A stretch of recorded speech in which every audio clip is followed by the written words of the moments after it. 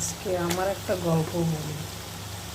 আমার মনে হয় যে প্রতিটা মেয়ের নিজের রোজগার করা উচিত।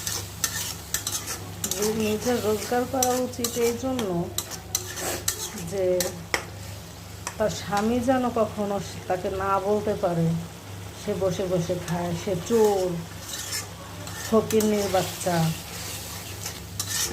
এই মায়ের চুরিতে গালাগালি করা, বিভিন্ন ইত্যাদি। এর জন্য মনে করি যে প্রতিটা মেয়ের আসলে নিজের রোজগার করা উচিত, যেন কখনো কারো কথা না শুনতে হয়। আর প্রতিটা বাবা মারও অর্থ সম্পদ হওয়া উচিত, যেন তাদের ফকিন্নির বাচ্চা না বলা হয়। বুঝছেন? আমার মতো যেন কারো না হয়, আমার মতো এরকম পোড়া কপাল যেন দুনিয়াতে কারো না হয়। সবাই যেন